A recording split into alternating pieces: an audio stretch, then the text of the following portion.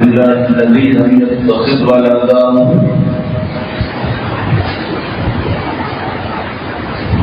ولم يكن له شريك في الملك ولم يكن له ولي من الذل وكبره تكبيرا.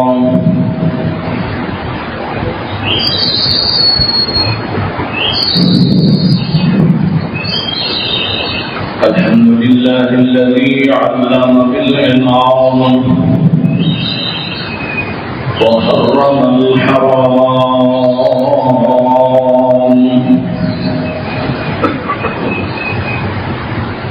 الذي خلق كل شيء وخلق الإنسان والأنعام.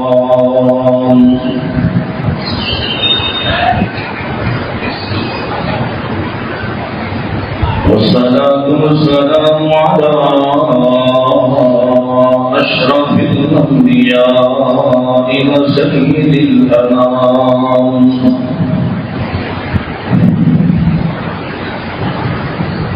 وعلى آله العظام وعلى أصحابه الكرام وعلى من اتبع الإسلام.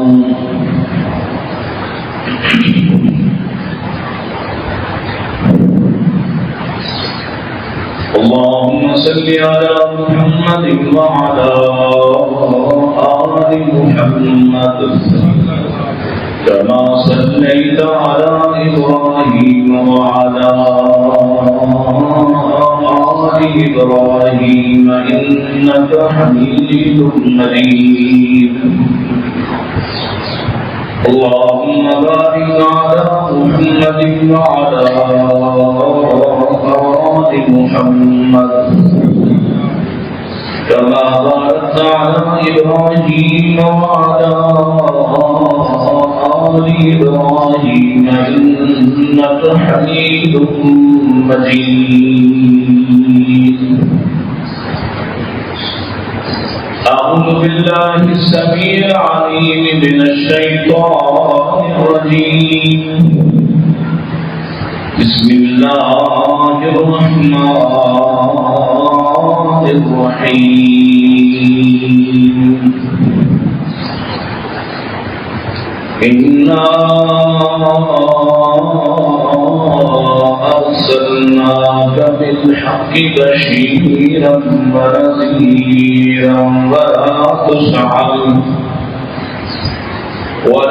تسأل عن أصحاب الجحيم.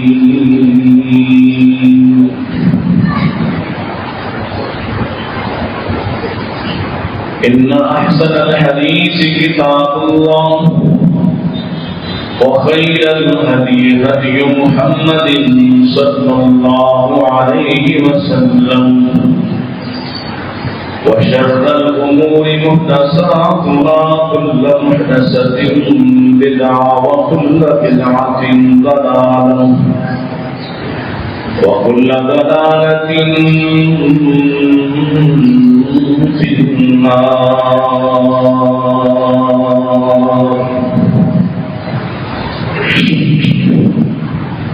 حمد السلام تعریفات تسبیحات تحلیلات و تکبیرات اللہ سبحانہ وتعالی کی، جس کے بے شمار انگنت تعداد استناد ہیں، جو سراپا احسان لینے کی محسن ہے، جس نے ہمیں حق کے ساتھ پیدا فرمایا، حق کی پہچان عطا فرمائی، اسی سے دعا اور خاص کرتے ہیں ہمیشہ حق پر استقامت عطا فرمائے اور اسی راستے پر موت نصیب فرمائے. درود و سلام امام الانبیاء سید الانبیاء جناب محمد صلی اللہ علیہ وآلہ وسلم. ہمارا موضوع اور عنوان چل رہا ہے نبی مکرم صلی اللہ علیہ وسلم کی بشارات، آپ کی طرف سے ملنے والی خوشخبریاں. آپ سراپا بشارت ہیں، آپ کا قول فعل عمل آپ کی زندگی، ایک ایک لمحہ آپ کی دعوت، آپ کی سنت، آپ کی اتباع، یہ سب کچھ بشارت ہے، اور اس زاویے سے ہمیں دین کو دیکھنا چاہیے۔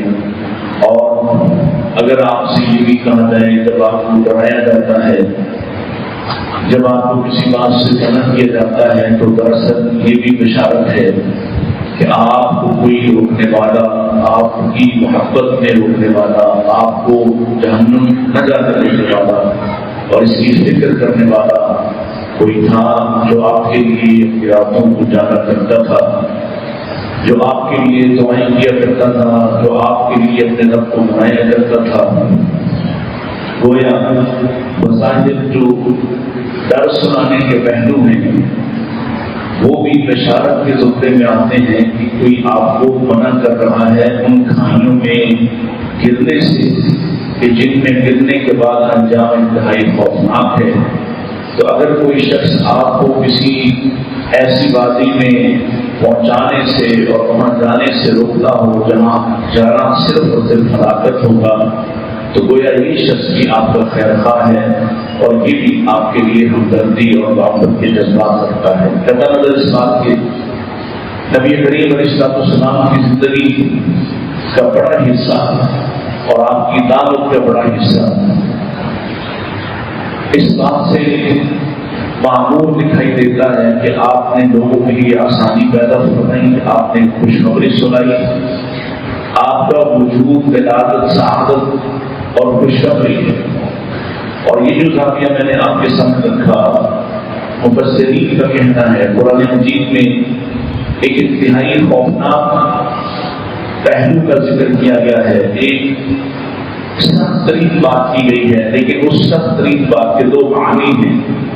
اللہ تعالیٰ نے قرآن مجید میں یہ قید لگا دی، ان اللہ لا یغفر ان یشرک بہ ویغفر ما دون ذلک لمن یشاء۔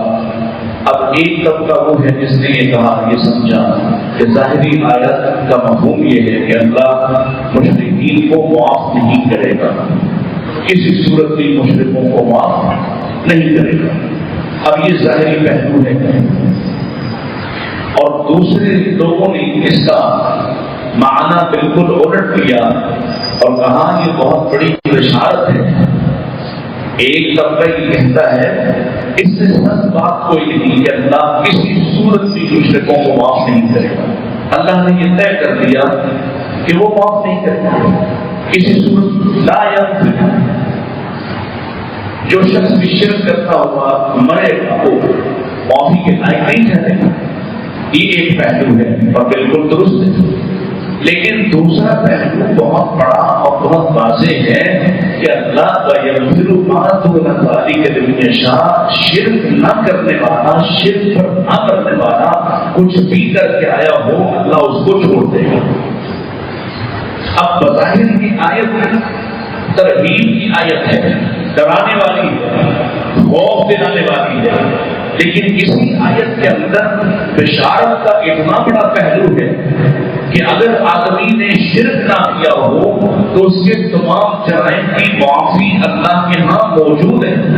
اب اس کے مختلف مدارج ہیں، مختلف احتیاط ہیں۔ شروع میں ہی اللہ معاف کر دے گا، اللہ نبی کی سفارش کے ساتھ معاف کر دے گا، کسی اور کی سفارش اس شخص کو حاصل ہو جائے گی، حتیٰ کہ یہ جہنم بھی چلا جائے تو آخر کار وہاں سے معاف کر کے اس کو جنت میں داخل کر دیا جائے گا جس کے نامہ اعمال میں شرک نہ ہوا۔ گویا کیا اس کو ذرا شور دے رہا ہے، آپ کو بات سے سمجھ آ رہی ہے؟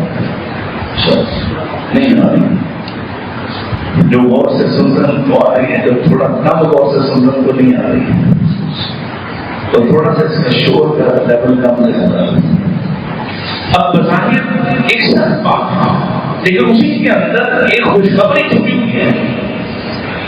یوں آپ رسول اللہ صلی اللہ علیہ وسلم کے پورے دین کو اور آپ کی پوری سنت اگر آپ اس انداز سے دیکھیں تو اللہ کے نبی صلی اللہ علیہ وسلم آپ کو سراپا بشارت دکھائی دیں،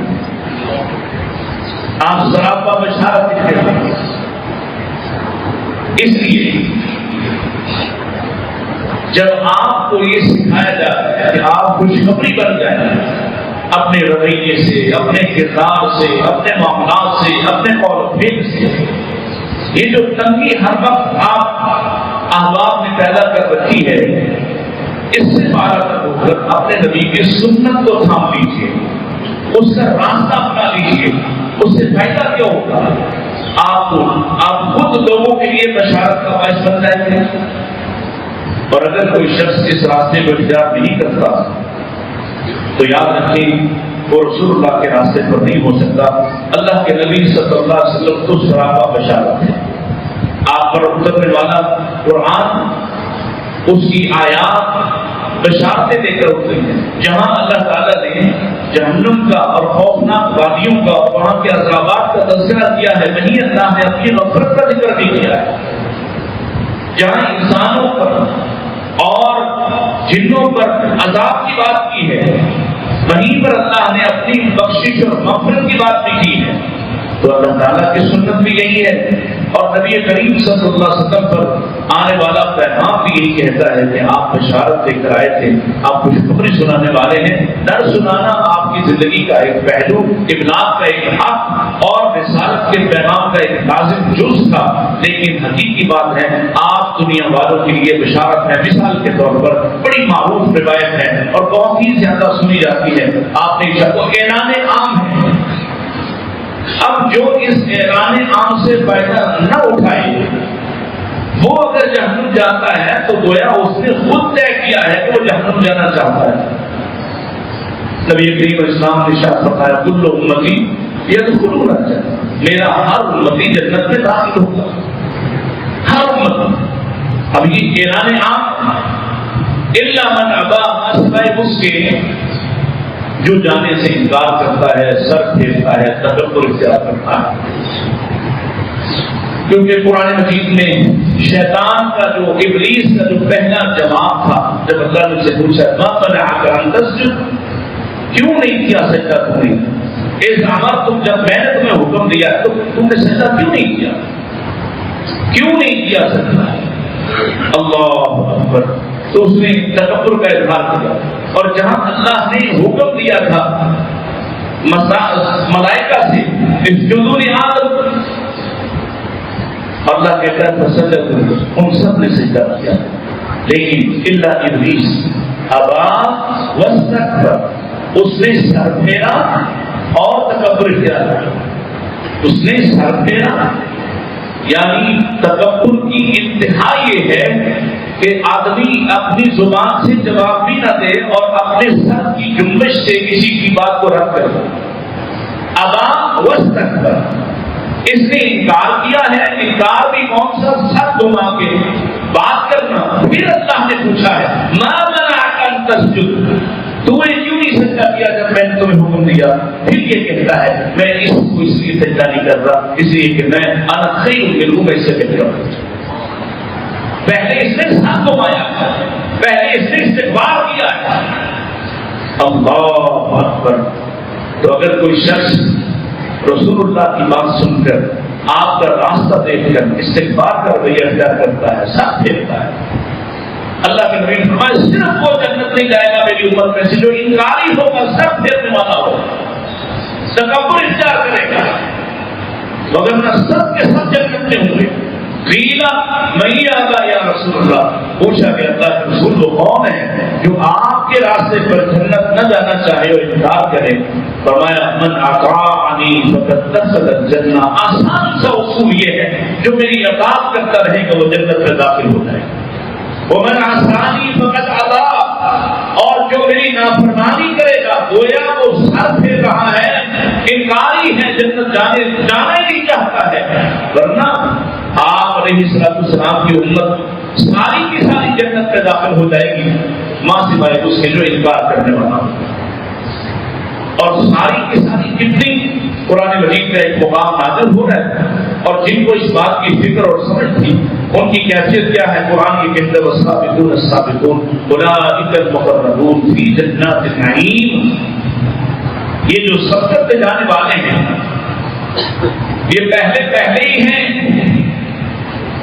اب اس کے دو معنی، دو مختلف مفسروں نے اور دو طبقات میں دو الگ معانی بیان کیے. امام طبری اور ان کے ساتھ ان کو فالو کرنے والے، ان کو ماننے والے، ان کی رائے کو اہمیت دینے والے. اس سے مراد آدم سے لے کر محمد رسول اللہ سے پہلے تک کی امتوں کی بات کر رہے ہیں. اور امام ابن کثیر رحمہ اللہ تعالی وہ اس سے مراد مسلمانوں کا پہلا طبقہ لیتے ہیں، اولین طبقہ السابقون السابقون، سب کرتے جانے والے، جنہوں نے بہت لمبی چوڑی تحقیق نہیں کی، بہت زیادہ آپ سے گفتگو نہیں کی، آپ سے مباحثے نہیں کیے، آپ نے اسلام پیش کیا، انہوں نے قبول کر لیا. اولئک المقربون، اللہ کے رسول علیہ السلام کو یہ یقین دلایا جا رہا ہے یہ سب سے مقرب ترین لوگ ہیں. کہاں فی جنات النعیم، اور ساتھ ان کی تعداد کا ذکر آیا سلۃ من الاولین وقلیل من الآخرین. ایک بڑی جماعت ہوگی جو پہلوں میں سے ہوگی، اور ایک چھوٹی جماعت ہوگی جو بعد والوں میں سے ہوگی. اب اس کے دونوں معنی ہو سکتے ہیں، ساری سابقہ امتیں بھی ہو سکتی ہیں، اور آپ علیہ السلام کی امت کا ابتدائی حصہ اور شروع میں اسلام لانے والے یقیناً ان کے برابر کوئی نہیں ہے. ساری دنیا بھی مل جائے تو ابو بکر کے ایمان کے برابر ہو سکتی ہے.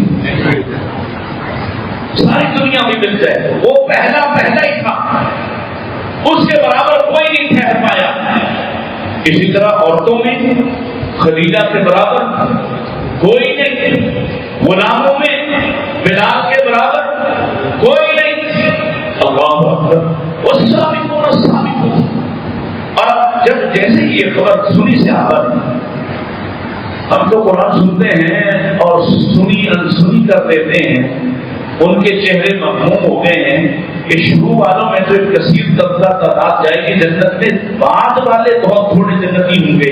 یہ بات سن کے وہ پریشان ہو گئے ہیں، حتیٰ کہ اللہ نے اگلا حصہ جب نازل کیا ہے جہاں تک کہ اصحاب الجحیم، یہاں آ کے بعد سلۃ من الاولین وسلۃ من الآخرین، جب اللہ نے یہ کہا پہلوں میں بھی ایک بڑی جماعت ہوگی اور بعد والوں میں بھی ایک بڑی جماعت ہوگی، صحابہ کے چہرے کھل گئے.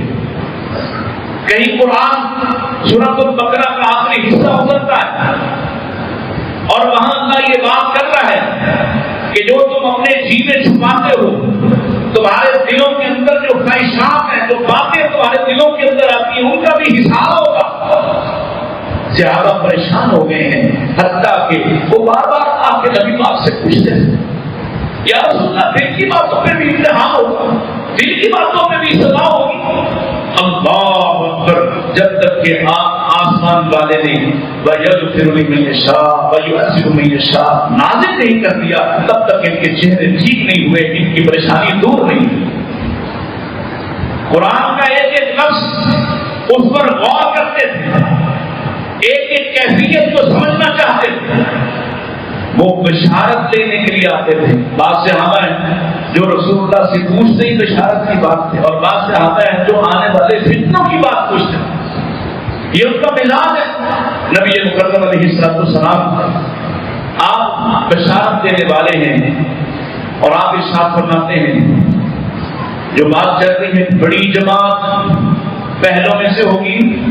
اللہ کے نبی علیہ السلام ارشاد فرماتے ہیں، حضرت عبداللہ ابن عباس اس کے راوی فرماتے ہیں، پیارے نبی علیہ السلام نے ارشاد فرمایا میرے سامنے امتیں پیش کی گئی، انبیاء میرے سامنے سے گزارے گئے، یعنی آخرت کا مناظر مجھے دکھائے گئے، اور میں نے دیکھا بعض نبیوں کے ساتھ ایک دو لوگ ہیں، بعض کے ساتھ 10-20 لوگ ہیں، بعض کے ساتھ ایک جماعت ہے، بعض کے ساتھ کوئی بھی نہیں. پھر میں نے دیکھا ایک بڑی جماعت. تو میں نے جبریل سے پوچھا ہے جبریل علیہ السلام کہہ دیجیے. سیدنا جبریل علیہ السلام اللہ کے انتہائی مقرب فرشتے ہیں، فرشتوں کے سردار اور سربراہ ہیں، اور واحد ہستی ہیں جو اللہ کے کلام کو سننے والی ہے. اللہ کی آپ کو کتنا مقدس ہے، پھر ایسا مقدس، ایسا امانتدار ہے. اب عرش والے سے جو لفظ سنتا ہے وہی لفظ بیان کرتا ہے. بعض لوگوں نے ہمارے پنجابی خطیبوں نے ان کو نوکر بنا کے پیش کیا رسول اللہ کا. یہ درست نہیں ہے، یاد رکھیے. اللہ کے نبی کا مقام یقیناً بلند ہے، لیکن جبریل میرے نبی کے دوست بھی ہیں، جبریل میرے نبی کے رازدان بھی ہیں، جبریل میرے نبی کے استاد بھی ہیں، جبریل میرے نبی کے امام بھی ہیں. کئی ایک پہلو ہے، بات دور نہ چلی جائے. نبی پاک کو نماز پڑھنا کس نے سکھایا ہے؟ نبی پاک کا قرآن کون سنا کرتا تھا؟ اللہ اللہ. دھیان رہے. تو جبریل سے پوچھا ہے جبریل یہ کون ہے؟ کیا یہ میری امت ہے؟ بتلایا گیا نہیں، یہ آپ کی امت نہیں ہے. پھر یہ کس کی امت ہے؟ اتنی زیادہ تعداد میں. فرمایا یہ سیدنا موسیٰ علیہ السلام کی جماعت ہے، ایک بڑی جماعت. اور آپ دو آسمان کے کنارے میں دیکھیے، صحیح بخاری کی روایت پیش کرتا ہوں. آپ آسمان کے کنارے میں دیکھیے، اللہ کے نبی فرماتے ہیں میں نے دیکھا تو تحت نگاہ ایک بڑی امت، بڑی قوم تھی وہاں. اتنی بڑی کہ اس کے برابر کوئی دوسری قوم نہیں. میں نے پوچھا یہ کس کی ہے؟ کہا گیا یہ آپ کی امت ہے، یہ آپ کی امت ہے. اور اس میں سے 70,000 وہ ہیں جن سے حساب بھی نہیں لیا جائے گا، جن سے سوال بھی نہیں کیا جائے گا. اور وہ کون ہوں گے؟ سنیے حدیث کے آخری بات میں پڑھ دیتا ہوں. صحیح بخاری اللہ کے نبی علیہ السلام نے بیان کیا، کیونکہ آپ یہ بات کہہ کے اندر اپنے گھر چلے گئے. لوگ آپس میں مشورے کرنے لگ گئے، لوگ بات کرنے لگ گئے. کسی نے کہا وہ شروع کے لوگ ہوں گے جو آپ پر ایمان لائے، کسی نے کہا وہ لوگ ہوں گے جنہوں نے ساری زندگی آپ کے ساتھ گزاری تو مارے کھائیں قربانیاں دی. اس کا مطلب یہ ہے کہ اللہ کے پاک پیغمبر علیہ السلام کی زندگی کے اس آخری حصے میں صحابہ کی تعداد لاکھوں میں پہنچ چکی تھی. تبھی اس میں سے 70,000 کے بارے فیصلہ کر رہے تھے کہ یہ فلاں ہو سکتے ہیں. تبھی اس کے بارے میں گر رہے تھے کہ یہ فلاں ہو سکتے ہیں. اگر تعداد تھوڑی ہوتی تو اپنے بارے میں خیال کرتے کہ ہم سب جنتی ہیں. نہیں، اتنی بڑی تعداد رسول اللہ صلی اللہ علیہ وسلم کے زمانے میں ہو چکی تھی کہ صحابہ 70,000 کون سے ہو سکتے ہیں اس کا میرٹ طے کر رہے تھے، اس کا معیار طے کر رہے تھے. وہ کون سے لوگ ہیں جو 70,000 رسول اللہ کے ساتھ جنت میں جائیں گے اور بغیر سوال اور حساب کے جائیں گے. آپ کچھ دیر بعد واپس آئے اور آپ نے فرمایا ہم الذین، جانتے ہو کون ہوں گے؟ ہم الذین لا یسترقون، وہ لوگ ہوں گے جو دم نہیں کروائیں گے، جھاڑ پھونک نہیں کروائیں گے. وہ لوگ ہوں گے ولا یتطیرون، جو فارے نہیں کروائیں گے. وہ لوگ جو آنے والے حالات مستقبل سیارے ستارے نہیں جاننا چاہیں گے. ولا یکتبون او ولا یکتبون، یہ وہ لوگ ہوں گے جو سینگی نہیں لگوائیں گے، یہ بچنے نہیں لگوائیں گے، یعنی علاج سے بھی بچنے کی کوشش کریں گے. یہ وہ لوگ ہیں وعلی ربہم یتوکلون، یہ اپنے ہر معاملے میں صرف اپنے رب پر توکل کرنے والے ہیں. یہ اور کسی چیز پر بھروسہ نہیں کرتے ہیں. اور دوسری روایات، مختلف روایات کا خلاصہ یہ کہتا ہے کہ جب یہ 70,000 کا وعدہ ملا ہے تو آپ کو چین نہیں آیا. 70,000 بغیر سوال کے جنت میں جائیں گے، آپ اطمینان آپ کو نہیں آیا، حتیٰ کہ آپ کی مناجات جاری رہی اور عرش والے نے آپ کو ضمانتیں دی ہیں جبریل علیہ السلام کے ذریعے سے کہ جاؤ میرے نبی سے کہو 70,000 میں سے ہر 1000 کے ساتھ پھر 70,000 لگا دیں گے. گویا یہ 49 ساتھ بنتے تھے. اللہ کے نبی علیہ السلام اس پر بھی مزید مناجات کرتے رہے حتیٰ کہ یہ فیصلہ ہوا ان 70,000 میں سے ہر ایک کے ساتھ 70,000 اضافہ کر دیتے ہیں. یہ 4 ارب 90 کروڑ انسان بنتے ہیں. اور اس پر بھی اللہ کے رسول نے جب مسلسل مناجات جاری رکھی، اپنی امت کے بارے سوال دراز رکھا تو آسمان سے پھر فیصلہ آیا ہے وَلَسَوْفَ يُعْطِيكَ رَبُّكَ فَتَرْضَىٰ. یہ بشارت اِنَّا سَنُرْسِلُ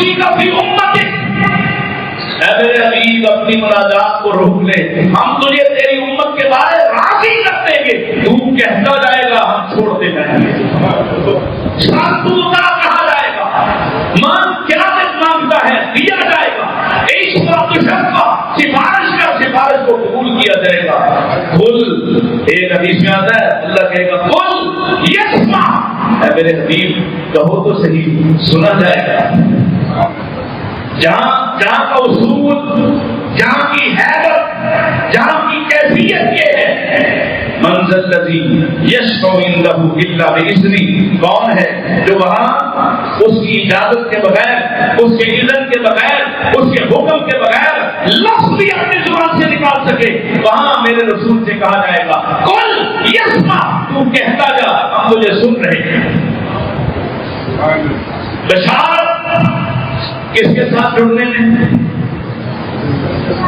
اپنی مرضی کرنے میں نہیں ہے۔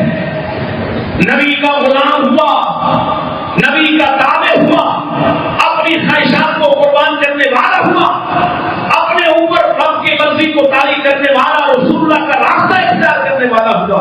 اللہ کی قسم ہے عزت لمحہ لمحہ لمحہ لمحہ ایسا بشارت والا ہے، یہ پاؤں زمین پہ رکھتا ہے، عرش والا اس کے پاؤں کی شہادت دے رہا ہے، یہ مسجد کی طرف آتا ہے، اس کے گناہوں کو معاف کر رہا ہے، یہ مسجد میں نماز پڑھتا ہے، اس کو پاک صاف کر کے بھیجتا ہے، ایک نماز کے بعد دوسری نماز، یہ دورانیے میں اس وقفے میں جتنی غلطیاں کرتا ہے، اگلی نماز پڑھنے آتا ہے اللہ اس کو صاف پاک کر کے واپس بھیجے۔ یہ رسول اللہ کے راستے میں بشارت ہے، اپنی مرضی کے راستے میں بشارت کوئی نہیں۔ وہ آپ کی مرضی ہے، وہ جیے جیسے آپ کا دل چاہتا ہے۔ اللہ کے پاک پیغمبر علیہ الصلوۃ والسلام آپ کی زبان سے ایک اور جملہ نکلا، فرمایا پہلی امتیں جیسے برباد ہوئی تو اس کی تفصیلات آپ کے سامنے، وقت کم ہے، صرف اشارہ دینا چاہتا ہوں۔ فرمایا میری امت میں ایک گروہ ہمیشہ حق پر قائم رہے گا اور کسی کی مخالفت ان کو نقصان نہیں پہنچا سکے۔ وہ ایک گروہ جو ہمیشہ حق پر رہے گا، جس کو کسی کی مخالفت سے کوئی نقصان نہیں پہنچنے والا، یہ موجود رہیں گے حتیٰ کہ قیامت آ جائے گی، حتیٰ کہ قیامت آئے گی، حتیٰ کہ ایک ہوا چلے گی، ایک خوشبودار ہوا چلے گی، اس سے یہ نیک لوگ فوت ہو جائیں گے اور پھر شریر باقی رہ جائیں گے۔ اس وقت تک جب تک کہ ایک گروہ باقی رہا، سنت بھی باقی رہے گی، قرآن بھی باقی رہے گا، حدیث بھی باقی رہے گی، عمل میں سنت بھی باقی رہے گی۔ میں اور آپ یہ فیصلہ کریں، کیا ہم اس گروہ کا حصہ ہیں؟ کیا ہم اس گروہ، اس جماعت کا حصہ ہیں جن کی نشانی ایک دوسری روایت میں اللہ کے نبی اسلام نے فرما دی؟ جب صحابی نے پوچھا تھا آقا جب یہ 72 جہنمی ہوں گے ایک جنتی گروہ ہوگا، تو اس دور میں اگر میں ہوں، مجھے پہچاننا پڑ جائے تو کون لوگ ہوں گے، ان کی کوئی نشانی کیا ہوگی؟ تو کیا نشانی ہے؟ بڑی آسان سی، بڑی دو حرفی، ما انا علیہ واصحابی، جس عقیدے پر آج میں ہوں اور میرے صحابہ ہیں، وہ نشانی ہے ان کی۔ اب اٹھا کے دیکھیے اللہ کے بارے صحابہ کا عقیدہ کیا تھا؟ بتائیے کسی ایک صحابی کا عقیدہ تھا کہ اللہ زمین میں بھی رہتا ہے، اللہ ہر جگہ رہتا ہے، اللہ اس میں بھی ہے اور اس میں بھی ہے، جانور میں بھی ہے اور پہاڑوں میں بھی ہے، گلستانوں میں بھی ہے، فلاں روح میں بھی ہے اور فلاں روح میں بھی ہے؟ یہ کس کا عقیدہ ہے؟ صحابہ کا عقیدہ کیا ہے؟ رب کہاں رہتا ہے؟ چھوٹی سی بچی سے میرے نبی نے مدینہ میں چلتے ہوئے لوگوں کو سمجھانے کے لیے اور میرے اور آپ کے عقیدے کو ٹھیک کرنے کے لیے ایک چھوٹی بچی سے پوچھا تھا، اے اللہ، اللہ کہاں ہے؟ اس بچی نے انگلی اٹھا کے آسمان کی طرف کہا، آسمانوں میں رہتا ہے۔ رزق کہاں سے آتا ہے؟ وَفِي السَّمَاءِ رِزْقُكُمْ وَمَا تُوعَدُونَ، تمہارا رزق کہاں سے اترتا ہے؟ آسمان سے۔ رحمت کہاں سے آتی ہے؟ زمین سے بھی کوئی تعلق ہے؟ کتنی بار اللہ کے والے عقیدہ سے رسول اللہ کے بارے سے صحابہ کا عقیدہ کیا ہے؟ ارے اللہ کی قسم ہے صحابہ اتنا حق بھی کسی کو نہیں دینا چاہتے. سیدنا حضرت ابوبکر صدیق رضی اللہ عنہ کی جو جنگیں ہوئی بعد از وفات نبی فوراً جو جنگیں درپیش ہوئی ان میں سے ایک جنگ یہ تھی، ایک مرحلہ یہ تھا کہ بعض لوگوں نے کہا ہم اللہ کو مانتے ہیں، رسول اللہ کو مانتے ہیں، قتل خود کو مانتے ہیں، آپ کے دین پر قائم ہیں، نماز بھی مانتے ہیں، روزہ بھی مانتے ہیں، حج بھی مانتے ہیں، صدقہ و خیرات بھی کرنے کو تیار ہیں، لیکن نبی فوت ہو چکا، اب زکات ہم حکومت کو نہیں دیں گے، خلیفہ کو نہیں دیں گے.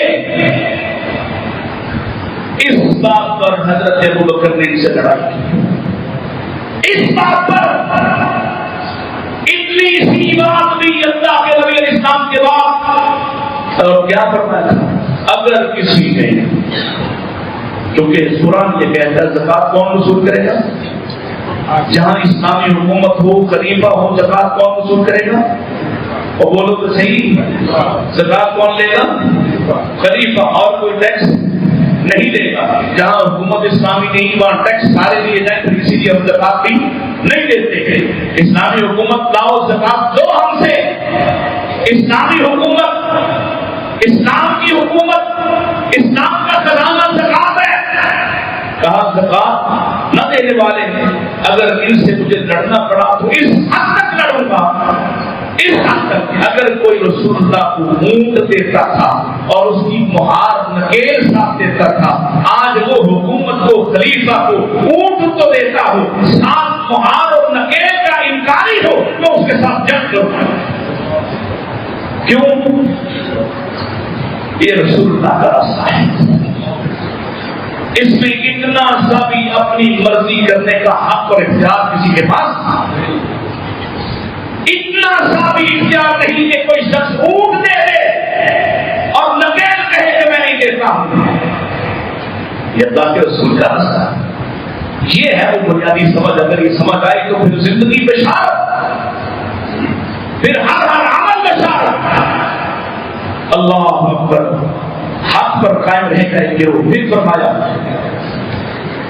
آپ سے پوچھا گیا من احسن الناس بشفاعتک یا رسول اللہ، یا رسول اللہ صلی اللہ پڑھیے صلی اللہ علیہ وسلم، کون ہے وہ خوش نصیب جو آپ کی سفارش کو پا لے گا؟ ہے یہ خواہش ہے؟ کتنی خواہش ہے؟ اگر کبھی خواہش کم ہونے لگے تو اپنے طرح تربوت دیکھیے، میں اپنے دیکھوں اور آپ اپنے دیکھیے، اور پھر سوچئے جہاں کھڑے ہوتے ہوئے کبھی ڈریں گے میرا اور آپ کا عالم کیا ہوگا، میں اور آپ رب کے سامنے کیا بات کر سکتے ہیں. ہاں ہم ان میں سے ہو جائیں.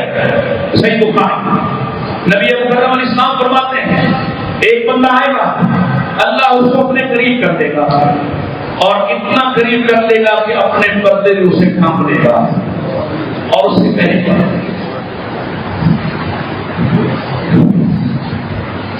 تم نے فلاں غلام کیا؟ ہاں کیا ہے. فلاں جرم کیا ہے.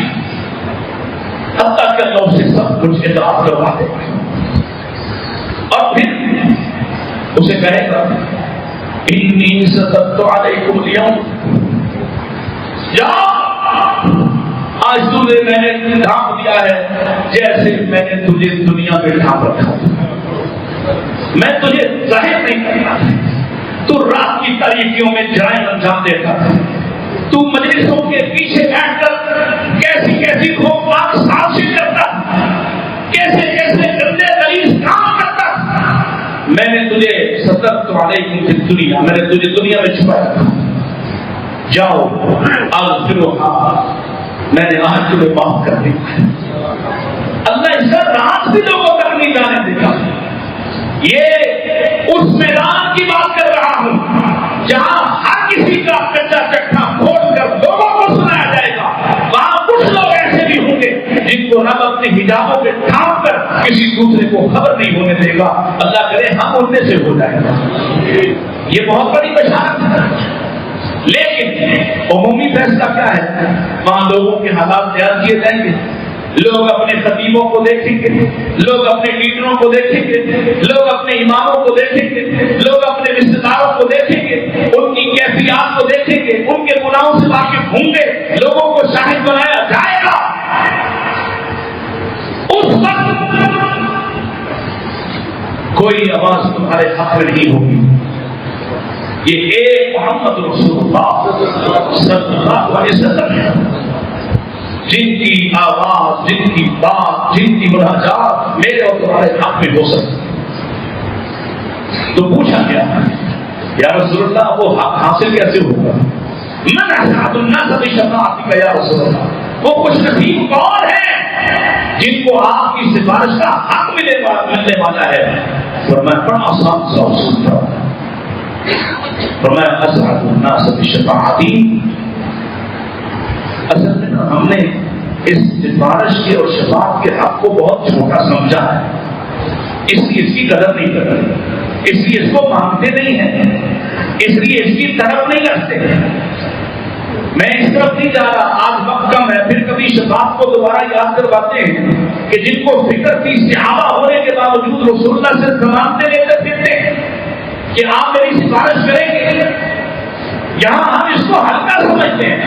آپ اندازہ لگائیے، صرف 2 اشارے کر کے بات کو آگے بڑھاتا اور ختم کرنے کی طرف جاتا کہ ایک صحابی نے کہا الا تسأل ربک کملک سلیمان، کیا آپ اپنے رب سے سلیمان جیسی بادشاہت کیوں نہیں مانگ لیتے؟ اتنی مشکل کام کو بتا دو۔ تو اللہ کے نبی اسلام نے فرمایا ہو سکتا ہے اللہ نے مجھے جو عطا کیا ہو وہ سلیمان کی بادشاہت سے بڑا ہو۔ وہ کیا تھا؟ یہ سفارش کا حق ہے۔ اور سلیمان کی بادشاہت کیا تھی؟ ہواؤں پہ حکومت، چیونٹیوں درندوں پہ حکومت، جنوں پہ حکومت، وسائل پہ حکومت۔ سمجھتے ہو یہ کتنی بڑی بات ہے کہ کس چیز کو چھوڑ کر آپ نے کیا اختیار کیا؟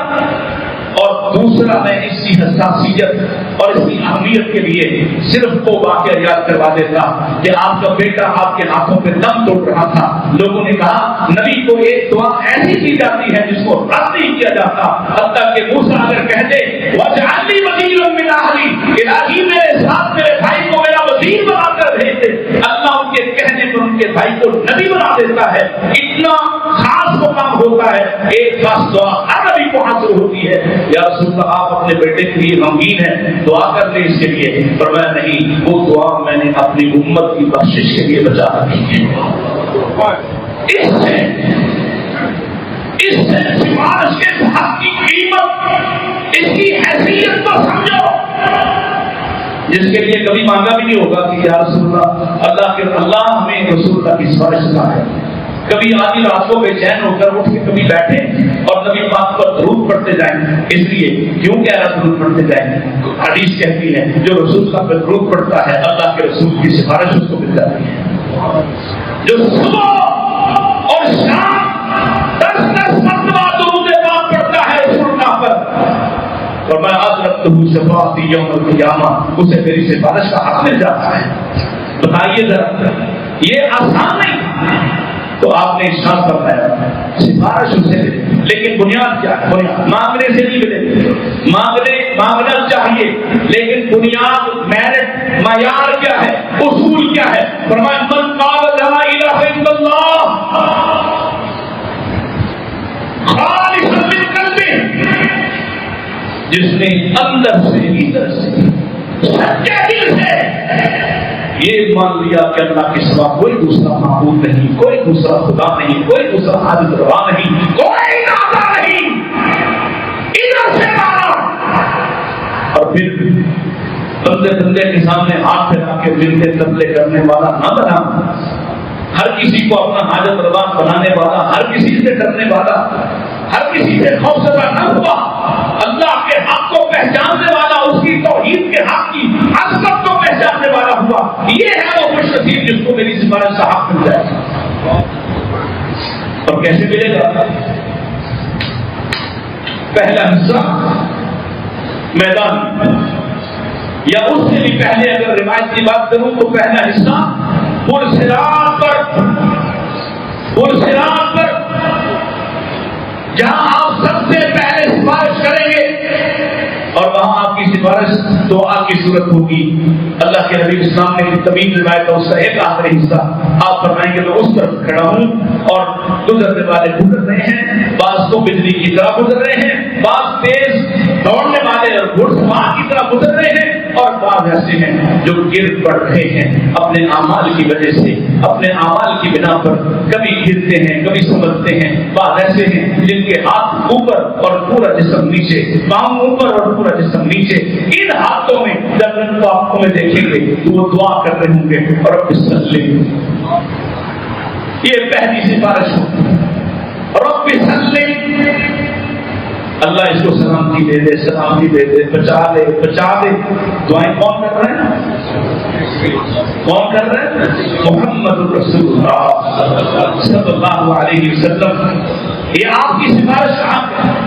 اب اس کے بعد میزان پر بڑے مجمع میں اس کے بعد لوگ جنت جہنم چلے جائیں گے.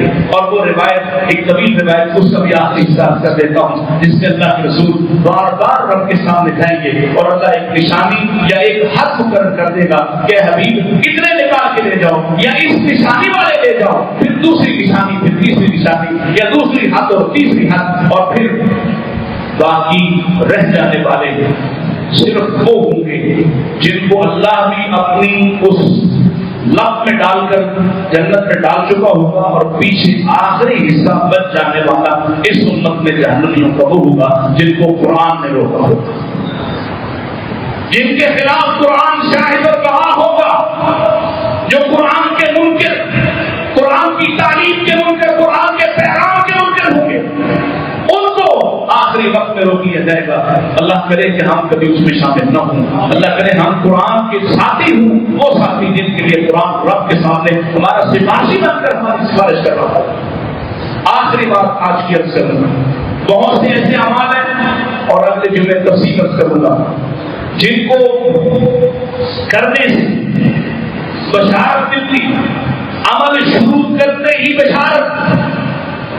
مثلا اللہ کے نبی اسلام نے فرمایا انا وقافل یتیم فی الجنت ہکذا, میں اور یتیم کی کفالت کرنے والا جنت میں ایسے ہوں گے. کیسے؟ ہکذا کا ہاتین, جیسے کہ میری دو انگلیاں آپس سے جڑی ہوئی ہیں. یہ بشارت, لیکن یہ بشارت عمل پر مصر کرتی, یہ بشارت عمل کی دعوت دیتی. کس عمل کی؟ یتیموں کا مال کھانے کی. انا وقافل یتیم, رسول اللہ کہاں ہوں گے, کہاں, کتنا بلند مقام, رب کے بعد تمام نبیوں سے بھی بلند, اور یتیم کی کفالت کرنے والا رسول اللہ کا ساتھی آپ کے قریب تک جنت میں ہوگا. یہ رسول اللہ کی بشارت ہے. یتیم کی کفالت کرنے والا کسی لالچ میں نہیں آئے گا, کوئی غرض دل میں نہیں پہنچتا. ایک یتیم کو اپنے کھاتے ڈال دیتا ہے, اس کا باپ چلا گیا ہے, آج کے بعد میں اس کا باپ ہوں, آج کے بعد میں اس کا سرپرست ہوں, آج کے بعد اس کی تمام ضروریات میں پوری کروں گا. انا وقافل یتیم فی الجنت ہکذا. اللہ. اور اسی طرح من بنا للہ مسجدا بنى اللہ لہ بیتا فی الجنہ. مسجد بنانا شروع کرتا ہے, مسجد بناتا ہے, جو مسجد بناتا ہے اس کو بھی بشارت ہو, اللہ اس کا جنت میں گھر بناتا ہے. کتنی بڑی مسجد, کتنی بڑی, اس سے بڑی, کتنی بڑی. فرمایا ایک باغبا کے گھونسلے جتنی چھوٹی سی مسجد جس میں کوئی ایک دو لوگ بھی نماز پڑھ سکیں, اتنی سی مسجد کی کسی نے اگر اللہ کے لیے بنائی, کس کے لیے؟ اپنے نام کے لیے نہیں, تختی لگوانے کے لیے نہیں, قبضہ جمانے کے لیے نہیں. من بنا للہ مسجدا, اللہ کو راضی کرنا چاہتا ہے, کہتے میرا نام بھی نہ لینا, مجھے ظاہر بھی نہ کرنا. من بنا للہ مسجدا, للہ مسجدا بنى اللہ لہ بیتا فی الجنہ, اللہ اس کا جنت میں گھر بنا دیتا ہے.